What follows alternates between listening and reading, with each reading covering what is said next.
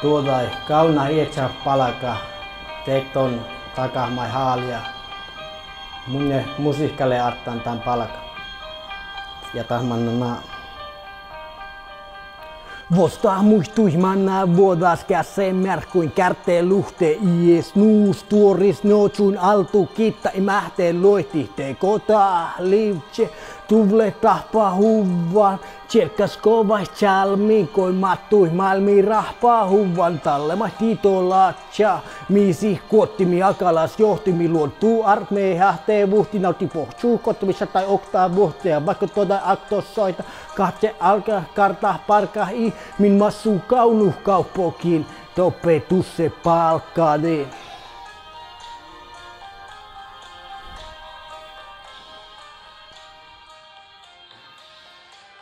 Uureslean antaa maareha Juhana tehe Jalko Niilasa Pierra Juhana Partni Aslahoulla Länsman täällä kolmalle kuoktejahki Eere Anaris Talfas Orrumin Anaris Lean Pajashattan Anar Kirkkosiitta Lahkosis Lean Vatsan Loha Avvilis, Tamman ja Fitnen Amma Allaskuulla Kuopios ja Talstuderen universiteetus Rovinjarkkas.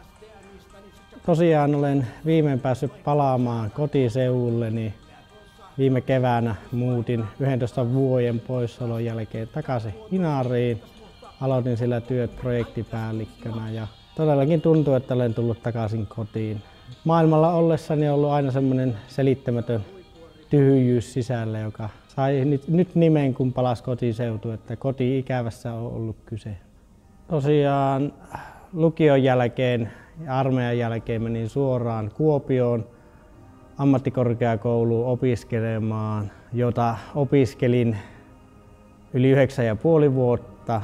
Tosi siinä välissä syntyi lasta ja olin töissä ja oli kaiken maailman elämän kriisejä matkan varrella. Ja sitten 2014 vuonna aloitin opinnot täällä Lapin yliopistossa Rovaniemellä ja nyt olen tosiaan maisterivaiheen opiskelija ja tällä hetkellä työtauolla, eli hakemassa vähän kokemusta ja näkemystä jatko-opintoja varten.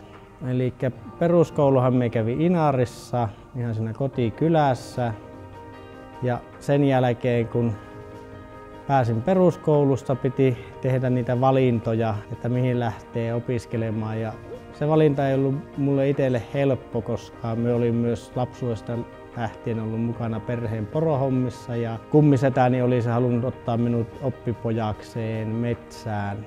Ja vanhemmat antoivat minulle mahdollisuuden itse valita mitä teen. Ja koska olin yläasteella menestynyt hyvin koulussa, niin halusin lähteä katsomaan, että olisiko lukio mulle soveltuva paikka ja niinpä lähdin sitten Ivaloon opiskelemaan lukioon ja 3 vuodessa sain lukion suoritettua ja 2005 kirjoitin ylioppilaaksi, jonka jälkeen olin vuoden Ivalossa varusmiespalveluksessa ja sen jälkeen lähdin sitten 2006 Kuopioon, muutin ensimmäistä kertaa pois kotiseudulta, pois suun läheisyydessä. Ja Kuopioon lähdin opiskelemaan sen takia, että se oli ainut paikka Suomessa, missä sitä alaa pystyi opiskella. Eli siellä sijaitsee pelastusopisto ja lähdin sinne opiskelemaan palopäällystön koulutusohjelmaan. Ja sitten Rovaniemelle lähdin opiskelemaan yliopistoon sen takia, että perheeni asui jo täällä. Eli olin jo siinä vaiheessa 2 lapsen isä, kun aloitin opinnot yliopistossa.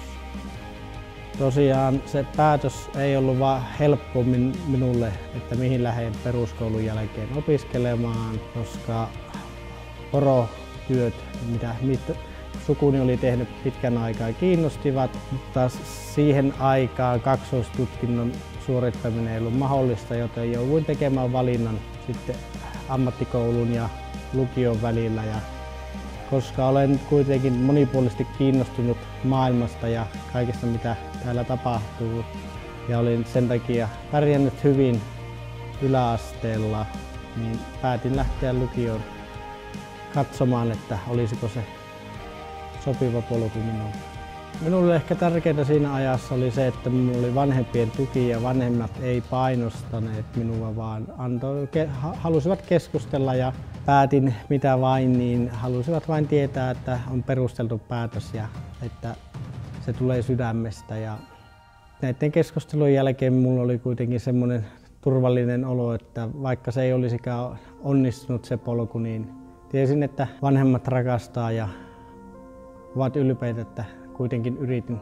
Minusta tärkeintä on siinä vaiheessa, kun suunnittelee mitä tahansa asiaa elämässään, niin muistaa se, että mikään päätös ei ole kuitenkaan lopullinen. Tai se, että jos tulee toisiin aatoksiin, niin kyse ei ole epäonnistumisesta, vaan enemmän itsensä löytämisestä ja itsensä tuntemisesta. Ja minusta nuori ihminen on kuitenkin sen verran epävarma itsestään.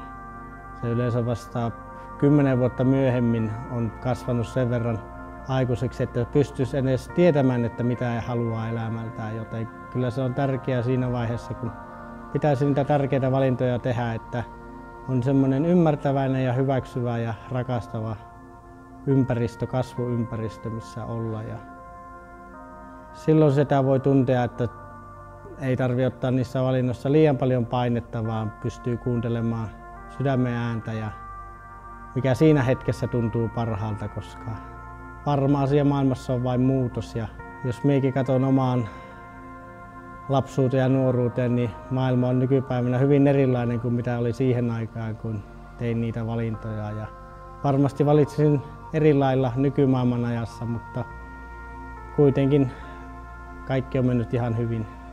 Ja olen ollut kiitollinen niistä valinnoista, mitä olen saanut tehdä.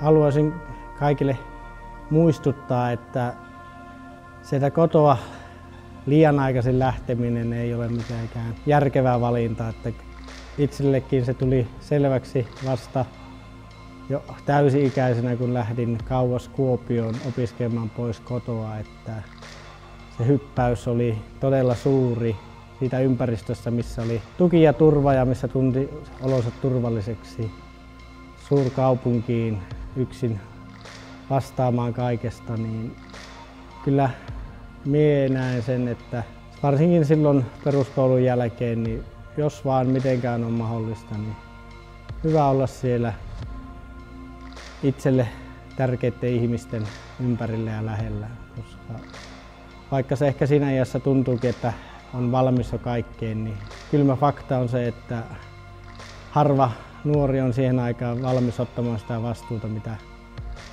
aikuisen ihmisen elämä ja yksin arjen pyörittäminen tuo tullessa.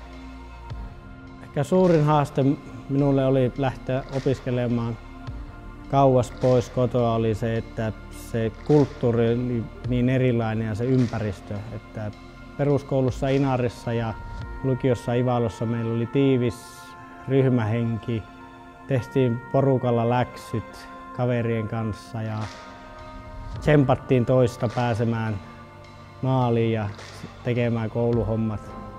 Ja yhtäkkiä olinkin tilanteessa sitten kaukana poissa kotoa, jossa pitikin tehdä kaikki yksin, ei ollut semmoista yhdessä tekemisen kulttuuria, meininkiä.